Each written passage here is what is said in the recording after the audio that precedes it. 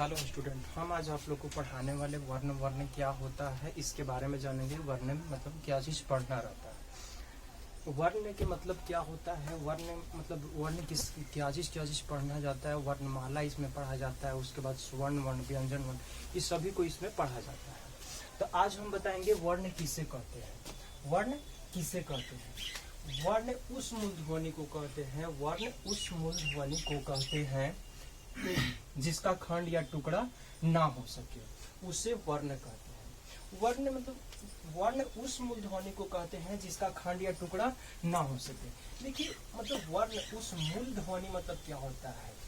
वर्ण उस मूल मतलब मुख्य से निकला हुआ आवाज, मतलब मुख्य से निकला हुआ आवाज को कहते हैं जिसका खंड या टुकड़ा ना हो सके। खंड या टुकड़ा के मतलब क्या होता है? खंड या टुकड़ा ना हो सके मतलब खंड अखंड के पहले खंड मतलब जानेंगे कि खंड मतलब क्या होता है।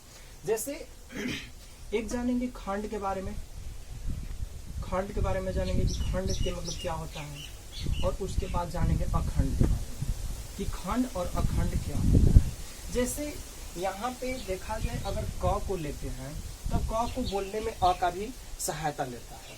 तो ये क जो है आधा क जोड़ अ टूट जाता है, आधा क जोड़ अ टूट जाता है। तो ये टूट जाता है, देख रहे हैं कि ये वाला जो पार्ट है ये अस्वर में आ जाता है, बट ये आपको टूट जा रहा है कि नहीं, ये टूट जाता है, ये हो गया खंड। लेकिन यहाँ पे अ देखेंगे कि अ को नहीं तोड़ सकते हैं, अ के अ डायरेक्ट निकल जाता है, कि कोई के सहायता नहीं लेता है, ये डायरेक्ट एकदम निकल जाता है, कोई के सहायता लेवे नहीं करता है। जब टूट जाता है तो उसको खंड कहते हैं, और जब नहीं टूटता है तो उसे अखंड कहते हैं। जब टूट जाए उसे खंड कहेंगे, अब जब नहीं टूटेगा तो उसको क्या कहेंगे? अखंड कहते हैं। तो यही तो बोल रहा है जिसका खंड या टुकड़ा ना हो सके, यानी अखंड के बात कर रहा है। देखिए खंड या टुकड़ा ना हो सके, जिसका खंड या टुकड़ा ना हो सके उसे वर्ण कहते हैं। उसे क्या कहते हैं? ना हो सके उसे वर्ण कहते हैं। तो खंड अखंड मतलब आप लोग समझ गए कि खंड अखंड के मतलब क्या होता है। खंड मतलब होता है कि टुकड़ा नहीं होना, टुकड़ा हो जाना खंड मतलब, अखंड मतलब होता है टुकड़ा नहीं होना। तो देख रहे हैं कि इसका टुकड़ा हो जा रहा है तो ये हो गया खंड, अब इसका टुकड़ा नहीं हो रहा है तो ये हो जाएगा अखंड। यहाँ तक समझ गया तो आगे बढ़ते हैं। जैसे में हम ले लेते हैं कि जैसे अ हो गया, अ का खंड नहीं होता है, आ का भी खंड नहीं होता है, ई का भी खंड नहीं होता है। उसके बाद ऐसे ही आगे बढ़ सकते हैं। उसके बाद वर्ण को दो प्रकार होते हैं, वर्ण के दो प्रकार होते हैं। एक होता है स्वर्ण वर्ण और एक होता है व्यंजन वर्ण। स्वर्ण वर्ण और व्यंजन वर्ण क्या होता है मतलब एक्चुअली इसमें पढ़ना क्या रहता है? स्वर्ण वर्ण किसे कहते हैं और व्यंजन वर्ण किसे कहते हैं, इसमें पढ़ना क्या रहता है? पहले वर्ण को दो पार्ट में बांटा गया, मतलब वर्ण के दो प्रकार होते हैं। पहला हो गया स्वर्ण वर्ण, दूसरा का हो गया व्यंजन वर्ण। तो स्वर्ण वर्ण मतलब क्या पढ़ना रहता है? स्वर्ण में पढ़ना रहता है आई, अ से लेके पढ़ना रहता है अ तक, अ से पढ़ना रहता है अ तक। और इसमें पढ़ना रहता है, व्यंजन में पढ़ना रहता है क से लेके पढ़ना रहता है ज्ञ तक। बस यही इतना बात पढ़ना है। अब पहले इतना नोट कर लीजिए, उसके बाद बताते हैं कि मतलब उसके बाद स्वर्ण वर्ण किसे कहते हैं, व्यंजन वर्ण किसे कहते हैं, सब अच्छा से बताएंगे, बट इतना पहले नोट कर लीजिए।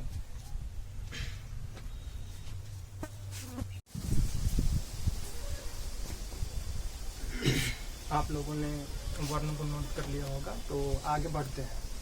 अब बताते हैं कि जो हम बताए थे स्वर्ण वर्ण व्यंजन वर्ण, तो अभी बता रहे हैं स्वर्ण वर्ण। स्वर्ण वर्ण किसे कहते हैं उसके बारे में पहले डीपली जान लेंगे, उसके बाद आगे बढ़ेंगे व्यंजन में।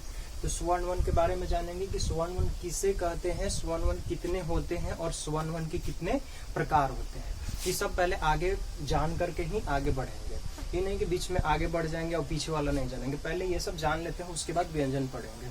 तो अब जानिए कि स्वर्ण वर्ण किसे कहते हैं, स्वर्ण वर्ण कितने होते हैं और स्वर्ण वर्ण के कितने प्रकार होते हैं, कौन कौन, सब बताएंगे। पहले समझिए कि स्वर्ण वर्ण किसे कहते हैं। तो स्वर्ण वर्ण देखिए, स्वर्ण वर्ण किसे कहते हैं? जिसके उच्चारण स्थान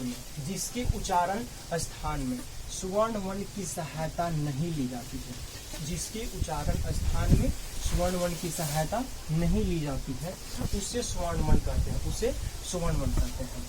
मतलब जिसके उच्चारण स्थान में स्वर्ण वर्ण की सहायता नहीं ली जाती है उसे क्या कहते हैं?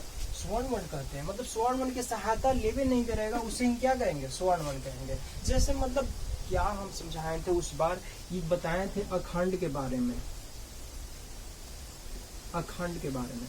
अखंड के बारे में बताए थे कि जैसे कि क है, अगर क को इसको हम तोड़ते हैं तो क नहीं टूटता है, कोई मतलब क नहीं सहायता लेवे नहीं करता है, क्योंकि क जो है मतलब अ जो है अ तो डायरेक्ट बोलाता है, अ बोलाने में कोई की सहायता लेता है नहीं, तो ये बोलता है ना, यह तो कह रहा है कि जिसके उच्चारण स्थान में क्या है, कुछ भी उच्चारण कर लीजिए, अ ले लीजिए, आ ले लीजिए, ई ले लीजिए, ये सब टूटता नहीं है। अब यहाँ पे बोलिएगा जिसके उच्चारण स्थान में, जिसके मतलब कुछ भी उच्चारण कर सकते हैं, मतलब आई में पार्ट में जिसके उच्चारण स्थान में स्वर्ण वर्ण की सहायता नहीं ली जाती है, यानी स्वर्ण वर्ण की सहायता एक्स्ट्रा में इन्हें नहीं ले रहा है, स्वर्ण वर्ण की सहायता नहीं ले रहा है, उसी को क्या कर रहे हैं, स्वर्ण वर्ण कहते हैं, उसे क्या कहते हैं, स्वर्ण वर्ण। जैसे मतलब क्या क्या तो मतलब किसको किसको सहायता नहीं लेता है, यानी अ हो गया, अ का सहायता नहीं लेता है, आ का सहायता नहीं लेता है, ई का भी सहायता नहीं लेता है, और ऊ का भी सहायता नहीं लेता है। मतलब ये सब है जो टूटता नहीं है, जब ये सब टूटबे नहीं करेगा तो सहायता लेगा किसी से, इसीलिए ये सब टूटता नहीं है, इसीलिए इसको स्वर्ण वर्ण कहते हैं।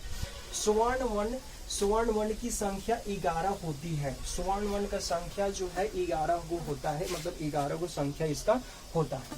स्वर्ण वर्ण 3 प्रकार के होते हैं, स्वर्ण वर्ण 3 प्रकार के होते हैं। पहला है मूल स्वर, यानी पहला पढ़ना है मूल स्वर। अब मूल स्वर के बारे में जानेंगे कि मूल स्वर होता क्या है, मूल स्वर में इसमें क्या किया जाता है क्या नहीं, इसका मतलब मूल स्वर एक है संयुक्त स्वर, उसके बाद है प्लुत स्वर, ये सब तीनों इसका प्रकार है। मतलब 11 को है स्वर्ण वर्ण कितना होता है 11 गो।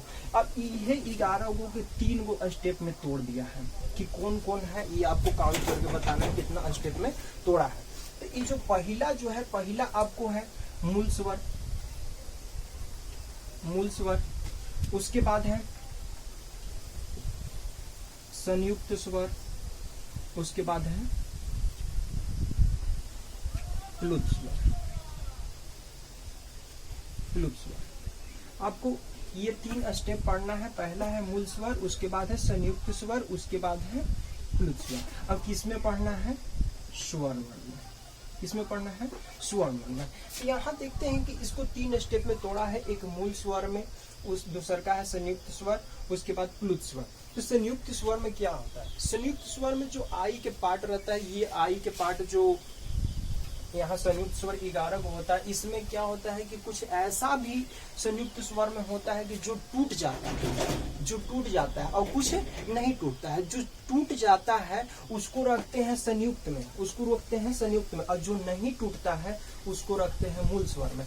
जैसे अ है, अ टूटेगा नहीं, उसके बाद आ टूटेगा नहीं, ई टूटेगा नहीं, ऊ टूटेगा नहीं, ऊ टूटेगा नहीं, ए टूटेगा नहीं, ए टूटेगा, हाँ ए जो है ए टूट जाता है, ये जो ए है ए टूट जाता है, तो इसीलिए इसको रखे हैं संयुक्त में, इस केस में रखे हैं संयुक्त में। जो नहीं टूटता है इसको रखना है मूल में, और जो टूट जाता है उन्हें रखना है संयुक्त में। तो उसके बाद देखते हैं ओ है, ओ जो है ये तो ओ हो गया, ओ टूटता है नहीं, उसके बाद और टूट जाएगा, ओ जोड़ अ से और टूट जाता है, ये और टूट जाता है, तो ये मूल स्वर में नहीं, ये कौन में रहेगा, संयुक्त में। उसके बाद प्लुत स्वर है, प्लुत स्वर किसे कहते हैं, प्लुत स्वर एक होता है, उसका नाम है री। ऐसे तो ओम को भी कहा जाता है, लेकिन री ऐसे होता है, रियलिटी है जो री ही होता है। प्लुत स्वर एक होता है री। अब इस सब के काउंट कर लीजिए, 11 को है, देखिए 1 2 3 4 5 6 7 8 9 10 11। तो हम लोग को मिल गया है कि भैया ये जो है स्वर्ण वर्ण 11 होते हैं। अब यहाँ बता भी दिए किसका किसका नाम क्या है। उसके बाद आपको पढ़ना है मूल स्वर के बारे में। जो मूल स्वर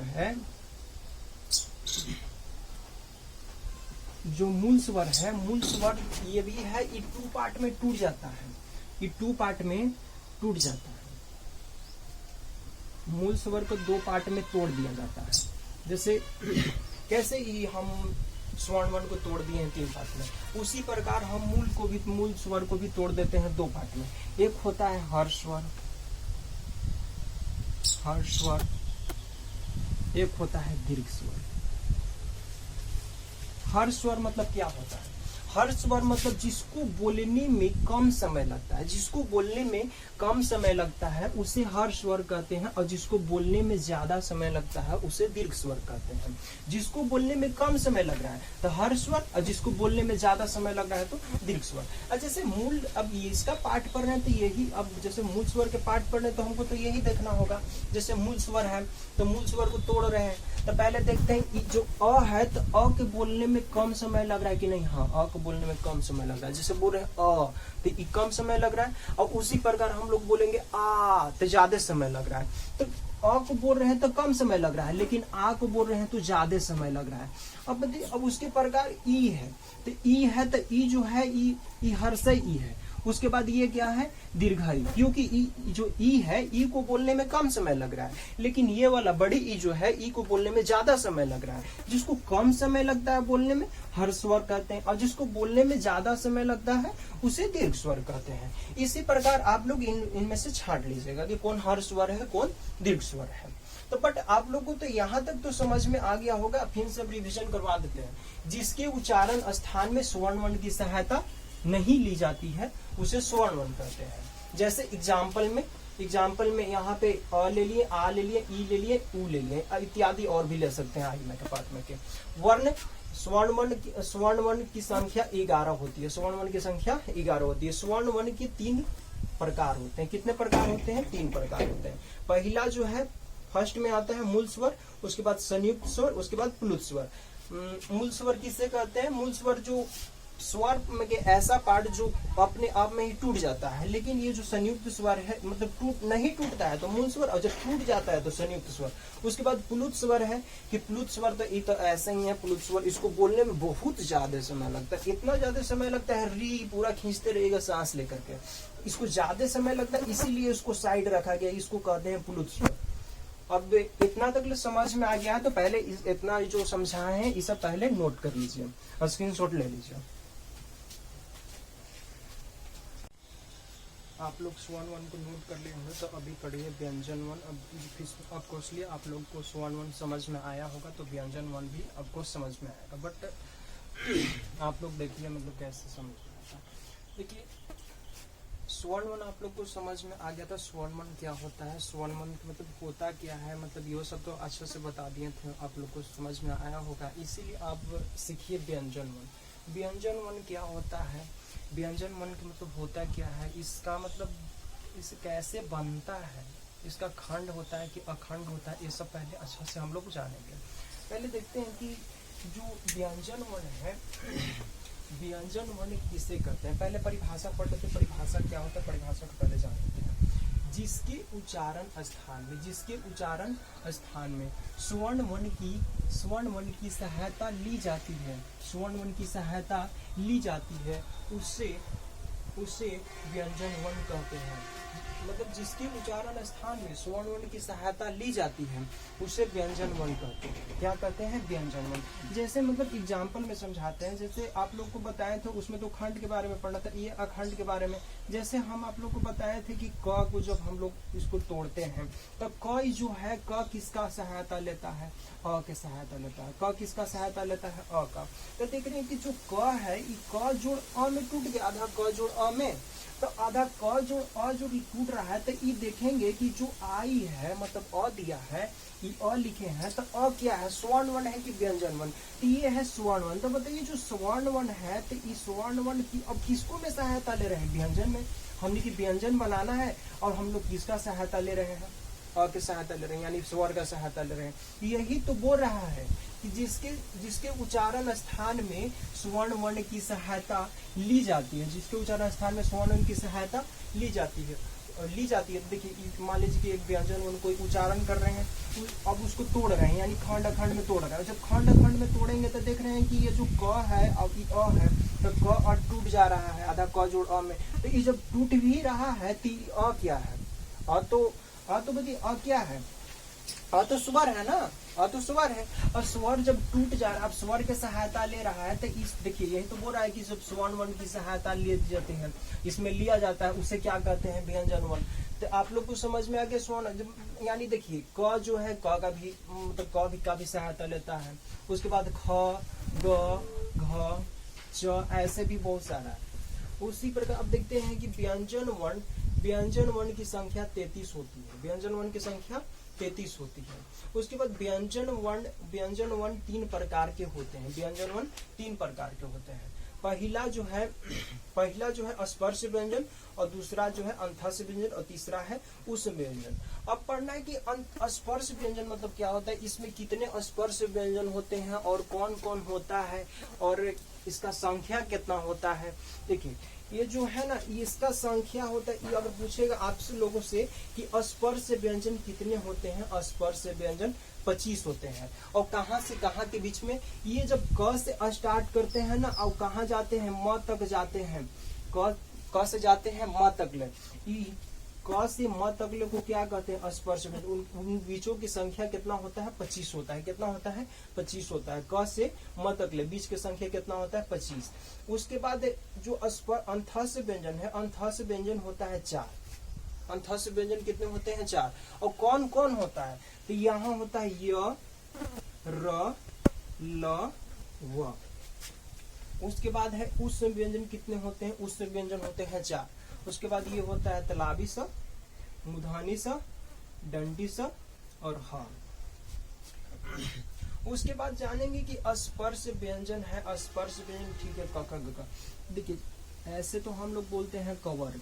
क्या बोलते हैं, कवर्ग। उसके बाद चवर्ग, उसके बाद टवर्ग, उसके बाद आता है तवर्ग, उसके बाद पवर्ग। तो यहाँ देख रहे हैं जब क से स्टार्ट होता है, जैसे क, ख, ग, घ, अंग। क, ख, ग, घ, अंग में क्या उसको, इसीलिए उसको क्या बोलते हैं, कवर्ग। जैसे च, छ, ज, झ, ञ को क्या बोलते हैं, चवर्ग। ट, ठ, ड, ढ, न को क्या बोलते हैं, टवर्ग। और त, थ, द, ध, न को क्या बोलते हैं, तवर्ग। और प, फ, ब, म को क्या बोलते हैं, पवर्ग।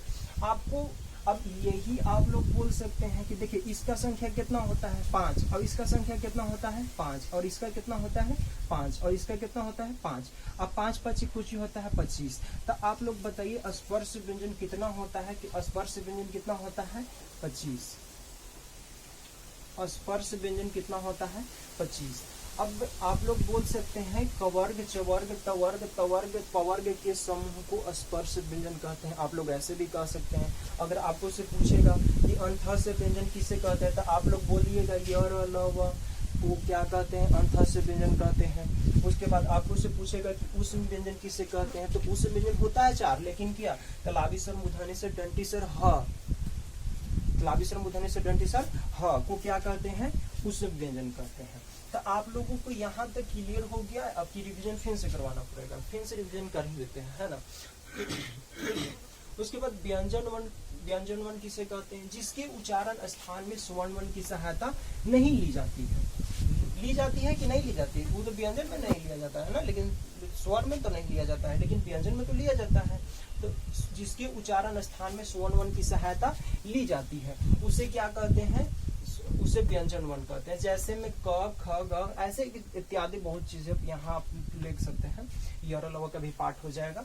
उसके बाद व्यंजन वर्ण की संख्या 33 होती है। व्यंजन वर्ण के 3 प्रकार होते हैं।